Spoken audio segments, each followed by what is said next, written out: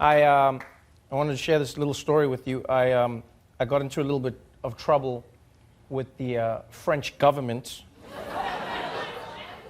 I know, the French government.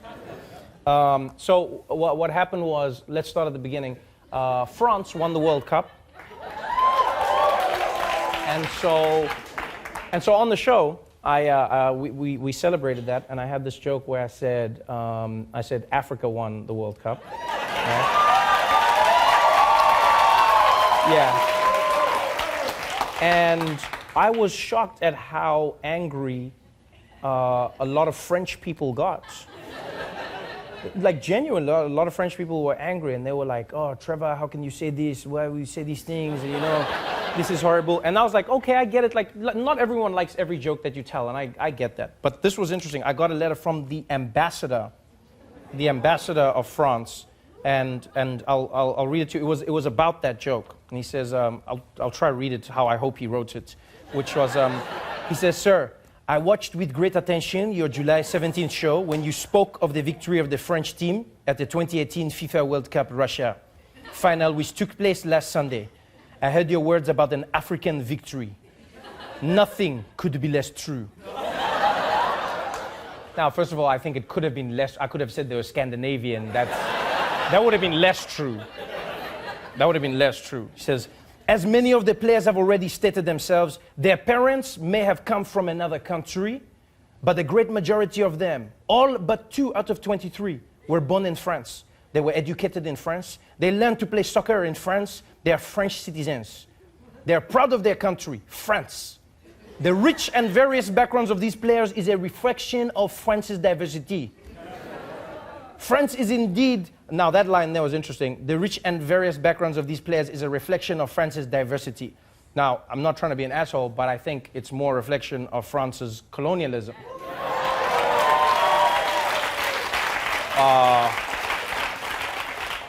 Because it's not like it's just like random play, like they all have something in common.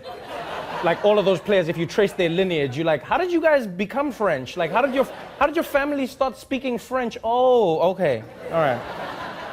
And they say here, he says, "France is indeed a cosmopolitan country, but every citizen is part of the French identity, and together they belong to the nation of France. Unlike in the United States of America, France does not refer to its citizens based on their race, religion, or origin. To us, there is no hyphenated identity. Roots are an individual reality. By calling them an African team, it seems you are denying their Frenchness. This, even in jest, legitimizes the ideology which claims whiteness as the only definition of being French." So now, here's the thing. All right, first things first. I understand what he's saying, because I read up on this afterwards, right? I take criticism. I'll listen to what somebody says to me. I genuinely believe you should. And what it turns out is, in France, a lot of like Nazis in that country use the fact that these players are of African descent to shit on their Frenchness, So they go, "You're not French. You're from Africa. Go back to where you came from. You're not French." They use that as a line of attack. Now, my opinion is, coming from South Africa, coming from Africa, and even watching the World Cup in the United States of America, black people all over the world were celebrating the Africanness of the French players, right? Not in a negative way, but rather in a positive way, going, look at these Africans who can become French. You know what I mean? It's a celebration of that achievement. And so this is what I find weird in these arguments, is that people go, "They're not African, they're French." Then I'm like, why can't they be both? Right? Why is that duality only afforded to a select group of people? Why can they not be African? So what they're arguing here is, in order to be French, you have to erase everything that is African? Because what do they mean when they say that? Our culture, our this, like, so you cannot be French and African at the same time, which I vehemently disagree with. I go, you've seen those players, I love them. Paul Pogba, N'Golo Kante, I've watched all of them. Like, I love those players, and I love how African they are and how French they are. I don't take their Frenchness away, but I also don't think you need to take their Africanness away.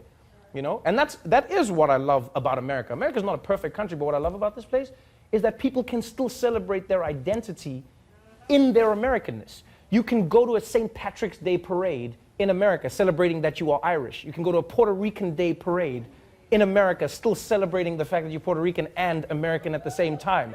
You can celebrate Juneteenth as a black person and be like, yo, I'm African American, which is the duality of the two worlds. But here they're going, no, you are only French.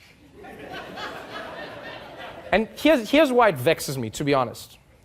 This is what I find interesting, is like, when I read stories from Africa and when I watch what politicians say, especially in France, about African migrants, when they are unemployed, when they may commit a crime, or when they are considered unsavory, it's the African immigrants. When their children go on to provide a World Cup victory for France, we should only refer to them as France.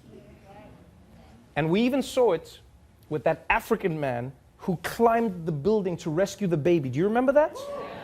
We watched him climb that building. He rescued the child, and then they gave him French citizenship. They said, you are now French. So now I'm going, so is he now no longer African? Is that what you're saying? So when he was on the ground, he was African. And then he climbed up, and as soon as he rescued the baby, now he's French. So if he dropped the baby, the African dropped the baby.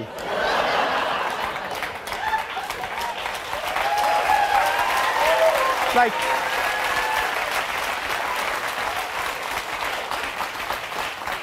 I don't believe that you need, and here's, like I say, again, with respect, I understand what the ambassador is saying. I'm not joining the attack. And I know, don't get me wrong, I know. There's like, you know, we live in a world where, like, nuance is something that is in short supply. And so you will find, you know, in America, for instance, the alt-right saying, that's what we've been saying. They're not French. And we're saying, it's like, but if Trevor says it, it's not racist. But if we say it's racist, like, yeah, I'll say yeah. You know why? Because I believe context is everything. There are certain things you can say to somebody that, like, when I say to my friends, what's going on, my nigga? And if a white person came and said the same thing, yeah, there's a big difference. When I'm saying they're African, I'm not saying it as a way to exclude them from their Frenchness, but I'm rather using it to include them in my Africanness. I'm saying, I see you, my French brother of African descent. Do you know what I'm saying? That's what I'm trying to say. When somebody else says it the other way, you can use the same line in different ways. People are like, so it's different? Yeah, it's different. It can be different. It's like somebody saying, oh, so if you play with your naked child, that's a problem, but if what I do it, I'm a pedophile? Yeah. There's a big difference. There's a huge difference. So I will continue to praise them for being African because I believe that they are of Africa, their parents are from Africa, and they can be French at the same time. And if French people are saying they cannot be both, then I think they have a problem and not me.